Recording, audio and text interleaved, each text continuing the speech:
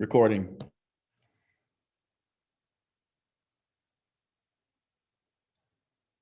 Happy New Year and welcome parents of Hattiesburg Public School District. Thank you for joining us for our very first Tuesday's Tiger Connect with Ms. Kenya Jefferson. She will talk to us today about stress. And so we're going to turn it over to her to help us to start our year out with a new year and a new start.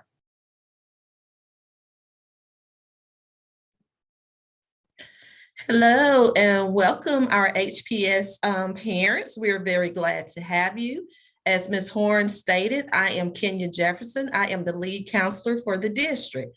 And on today, we are going to be talking about a new year, a new start. We're going to talk about ways to manage stress and anger in this new year.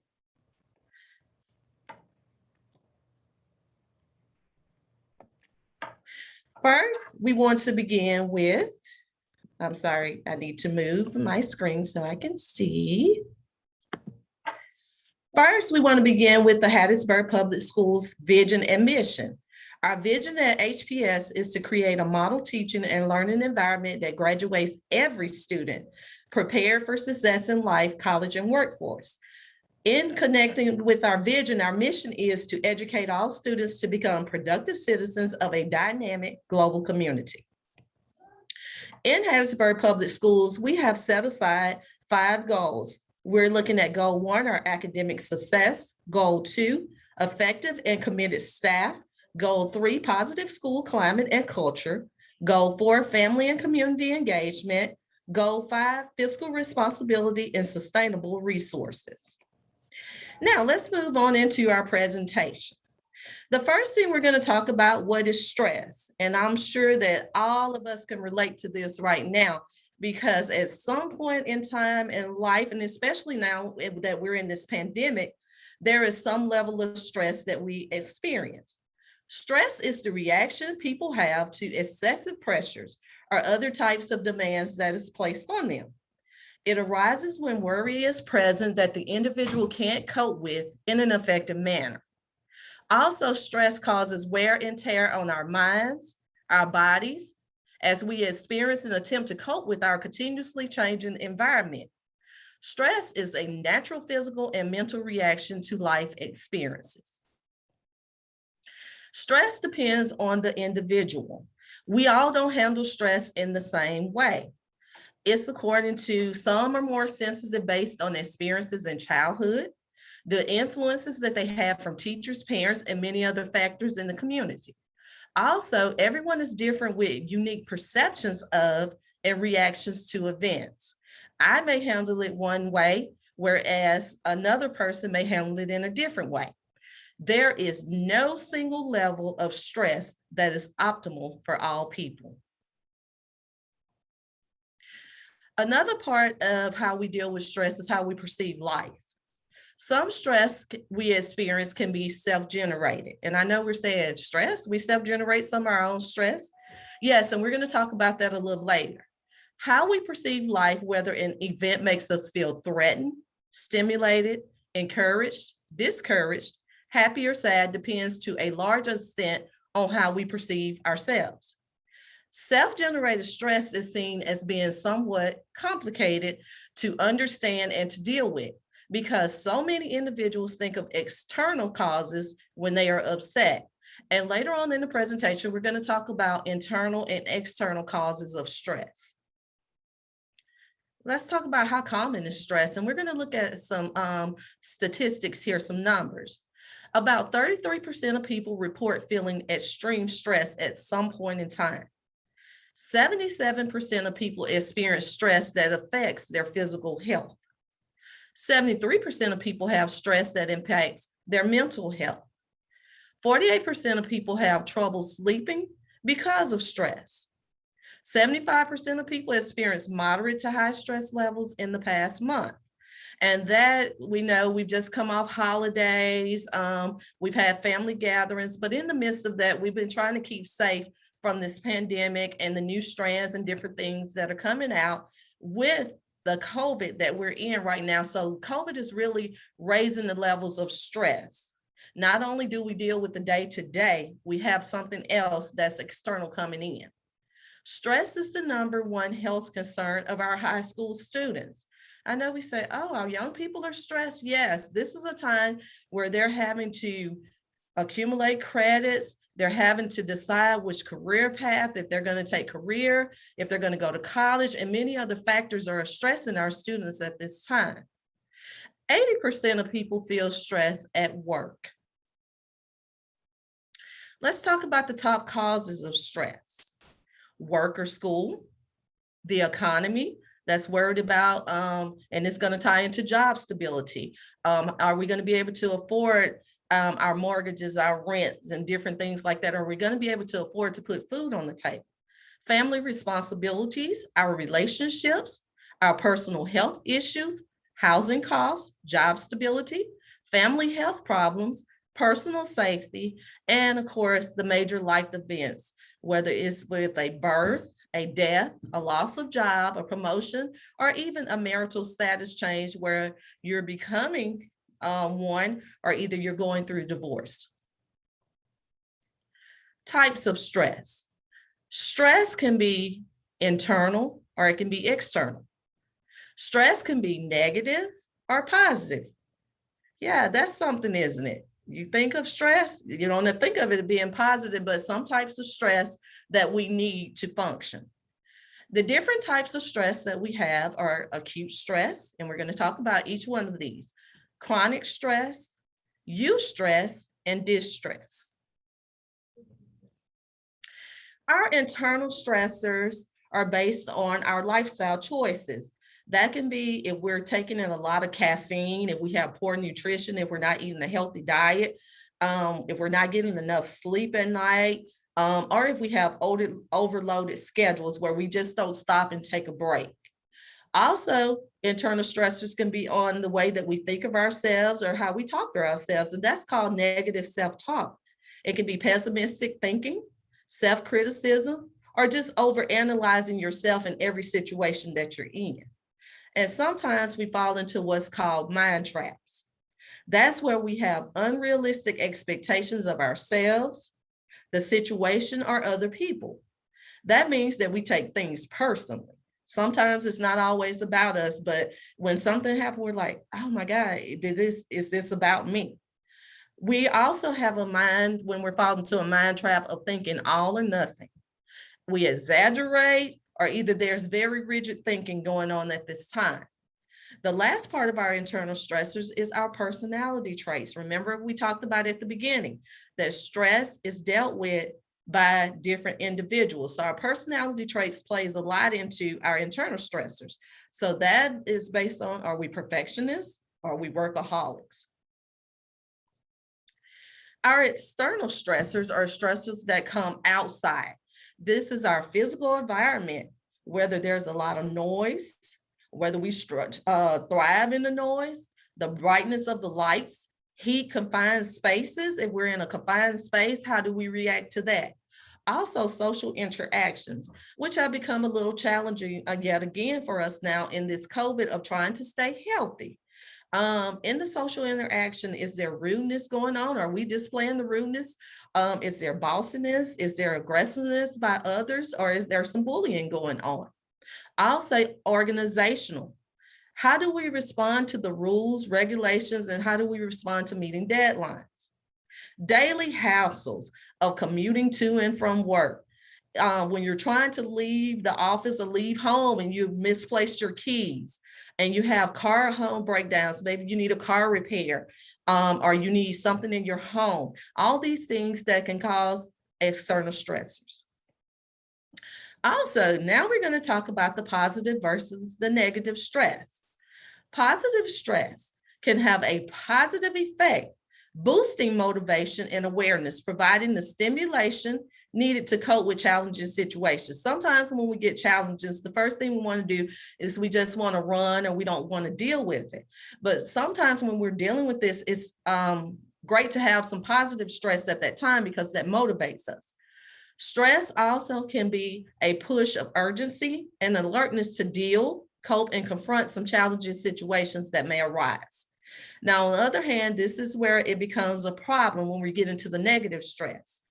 Negative stress is a contributing factor in minor conditions such as headaches, digestive problems, skin issues, insomnia, and ulcers. Excessive, prolonged, and unrelieved stress, unrelieved negative stress can have a harmful effect on your mental, physical, and other aspects of life. This is the stress that we need to really take time and deal with. In our different types of stress, the first one we're going to look at is acute stress. This is where we are in the alarm response of dealing with stress. We are either going to fight or we're going to flight at this time. The body prepares to defend itself immediately. Different things start happening in the brain and with your body at this time. It takes about 90 minutes for the metabolism to return to normal when the response is over. The next type of stress is chronic stress. This is one of the most dangerous stress that you can have. In this type of stress, you're at the exhaustion phase. In chronic stress situations, individuals usually enter the exhaustion phase. This is where your emotional, physical, and mental resources suffer heavily. The body experiences what is called adrenal exhaustion, leading to decreased stress tolerance, progressive mental and physical exhaustion, illness, and sometimes collapse. Some of those chronic stresses things are the cost of daily living, bills, kids, jobs. This is the stress we tend to ignore or push down, that we really don't want to deal with it. But our body in some type of way is going to show us that this stress is going on. Left uncontrolled, this stress affects your health, your body, and your immune system. The next type is eustress. This is common daily stress. Stress in daily life that has positive connotations such as marriage, a promotion on the job, having a new baby, gaining new friends, or receiving a new degree, graduation from high school, graduation from college, receiving your master's, doctorate, and so on. This is the adaptation phase. If the source of stress persists, the body prepares for long-term protection here. It starts secreting hormones for increased blood sugar levels. This phase is common and not necessarily harmful, but must include periods of relaxation. You must take some time and rest to counterbalance the stress response. Distress. This is not a good place to be. Stress in daily life that has negative connotations such as divorce, some type of punishment, that you receive some type of injury, negative feelings, work difficulties, or financial problems are some of the things that can cause distress. At this level, you're experiencing fatigue, concentration lapses, irritability, and lethargy. Results as stress turns negative during this time. Let's look at our chart here that we have in our levels of stress. If you notice in the middle, we have our eustress. That's where the least dangerous stress is, and we like to stay there. But if you see, we have our calm state and we have our distress, which is running neck and neck. But we really want to be in that middle part of the eustress. So let's look at our feelings of stress. We have worry. We can be tense. We can be tired. We can even be frightened or scared. We can be elated, overjoyed. We can be what's called at just such a high state that we can crash at that time. We can be depressed, anxious, and have anxiety. Or even that's where our anger can come in and we can't control, we're irritable. We don't want anybody bothering us. And the anger leads into the irritability. Let's talk about the symptoms of stress. Stress just doesn't take effect on one part of our body. Stress can be physical, mental, behavioral, and emotional. Physical symptoms of stress. Let's look at our lady in the middle. There's 1 through 6. It can affect our nervous system, which deals with our heart, making our heart beat faster, blood pressure may rise. It can mess with our musculoskeletal system, which our muscles tense up and they can trigger the tension in our necks and give us headaches. Also, respiratory system, it can increase our breathing. Cardiovascular system, the heart rate increases. Number 5, it has an effect on our endocrine system. Signals sent from glands to the body causes a release of cortisol into the body to fight the perceived threat. And number 6, our gastrointestinal system, which can affect our eating habits may change. We may have feelings of butterflies in our stomach. So here, this is where our sleep patterns could change. We can be just tired and fatigued. Digestion changes. We may not be eating enough. We may be eating too much. Headaches, aches and pains, muscle tensions, infections, indigestion. You can also be dizzy at this with your physical stress. You can faint. You can have sweating and trembling, tingling hands and feet, trouble or rapid breathing, palpitations of the heart, or sometimes you can even have missed heartbeats. And in this stage, when it's really severe, you can have increased pupil dilation. The next part that affects us is our mental symptoms. Here, this is where the lack of concentration can come in. You can have memory lapses, difficulties in making decisions. Sometimes there can be confusion and disorientation, or either there can be a level of panic attacks that takes place with our mental symptoms. Our behavioral symptoms. Behavioral affects our body, our mind, our emotions, and our behavior. Here also, you can have your appetite changes, too much or too little.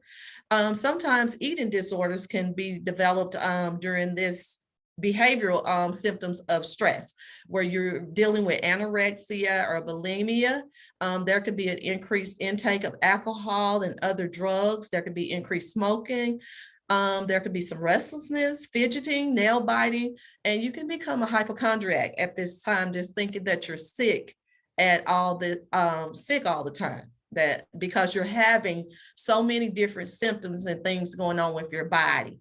Here with the body, you have your headaches, frequent infections, just as we discussed before. Your emotions, you may lose concentration, you may be more fussy, some depression, alienation, some apprehension may come at this time. With your mind, there's worrying going on, impaired judgment. You may be having nightmares at this stage.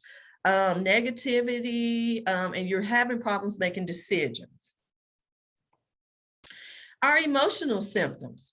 We may experience bouts of depression. We may have some impatience. Fits of anger and rage may come in here, where just little things can set you off. There may be a lot of crying. Deterioration of personal hygiene and appearance. You're just doing the best that you can this time and not really paying attention to different things like that. Or there could be withdrawal as part of the emotional symptoms. Let's talk about some stress-related illnesses that comes along with the negative stress. Stress is not the same as ill health, but it has been related to such illnesses as cardiovascular disease, immune system disease, asthma, diabetes, digestive disorders, ulcers. There can be some skin issues such as psoriasis, headaches and migraines, and depression at this stage. Now let's talk about, we've talked about what stress is. We've talked about what causes our stress. We've talked about how stress affects our body, affects our emotions, affects our physical. So let's talk about some ways how we can reduce or cope with stress. Let's remember that each individual is different and that we have to find what works for us. Recognizing that we are the creators of some of our own stress is an important first step towards coping. Learn to identify the signs of stress. Get plenty of sleep and some exercise in your diet. And I know when we hear the word exercise, we're thinking 30 minutes to an hour. You know, even 10 minutes a day of just getting our body moving, where it's just going out, getting some fresh air, you know, doing something to move. Practice relaxation techniques. This can be through meditation. This can be through music. This can be through art. It can be through reading, whatever that you like to do that relaxes you. Set goals and establish priorities. Spend time with people you love and who love you. That is a very important part, that you have a support system when you're dealing with different things. So let's talk a little bit more with dealing and coping with stress. Practice progressive relaxation by deep breathing. And right here, let's stop and let's practice how to do that. When you're doing your deep breathing, remember to always take it in through your nose, hold it for about 3 to 5 seconds, and blow it out through your mouth. So let's practice here. Take it in through your nose. Your chest should rise. Hold it, hold it, hold it. Blow it out through your mouth. Let's try that again. Through your nose, hold it, blow it out. That is a calming technique that is very simple, that you can do anywhere. You may want to use progressive relaxation by counting. You may want to count backwards from 10. Sometimes we need a little longer. Maybe we may want to go from 20 down to 1. Take mental vacations. Stop if you're at your desk or you're in your car, not while you're driving now, but if you're sitting in your car waiting to go in a store, your job, and you just need a break. Stop, let your mind try to relax as much as you can, and start imagining where you would like to be, where it's peaceful, where it's quiet, or you may want noise, you may want dancing or whatever, and take a mental vacation. Listen to music. Find a genre that you like. At nighttime, I do some meditation music, or just some soft music, or I do some ocean waves or something like that to help me relax when I'm going down for the night. Read. Find a hobby that you love to do. It may be playing some kind of sport. It may be crafting or something that really relaxes you. Meditation. Sit. Be as calm as you can, get your body relaxed, and just let your mind relax as much as you can. And avoid drinking too much caffeine. Also, take it one day at a time. Don't put too much pressure on yourself. If this is too much one day at a time, take it a minute at a time, take it a second at a time. Do it at your own pace. If you need to start over, that is okay.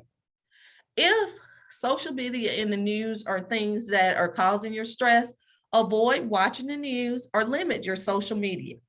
Reach out for help, whether it's medical or counseling or etc. that you need. Don't be ashamed, because at some point we all have something that happens that we have to deal with stress. Look for the good things that are going on and be thankful. Forgive. Don't hold grudges. As you learn to forgive others, first of all, work on forgiving yourself in the process. Realize no one is perfect. We all make mistakes. So don't compare yourself to someone else. Remember, we're all individual. Feel what you feel and then deal. If you can't deal, please seek some kind of help. And at the end of this PowerPoint, I am going to give you some resources that's in our community. In our community, we have some mental health resources just if stress becomes so overwhelming that we can't deal. We have our Pine Belt Forest County, and here's the number and the location where they are. We also have our Pine Grove Behavioral, our pinegrovetreatment.com. We have Southeast Mississippi Rural Health Initiative, SIMRI, and SIMRI is a partner of our school district, and we also work within our school districts with these other entities. Also, there's the Hattiesburg Psychiatric Services. There's the number there. If it is just an emergency, and there's some suicide threats or anything that's just going on, please get yourself to the nearest ER at either Forest General or Wesley, and there's the numbers for those. Also, here's another resource that you can look at, finding some resources that you need or just some information on dealing with stress at the Mississippi Department of Mental Health, which is www.dmh.ms.gov. And also we have our U.S. Department of Health and Human Services, which is hsa.gov. These are the references that I used for our presentation. And I would like to thank you for joining us at the Hattiesburg Public Schools on today to discuss and find out some things about what causes our stress and how to deal with stress. Remember, here at HPS, we are Berg built. Thank you. Thank you, Ms. Jefferson. And parents and community, please join us on next month, February the 1st, for our next Tiger Connect. Have a good evening.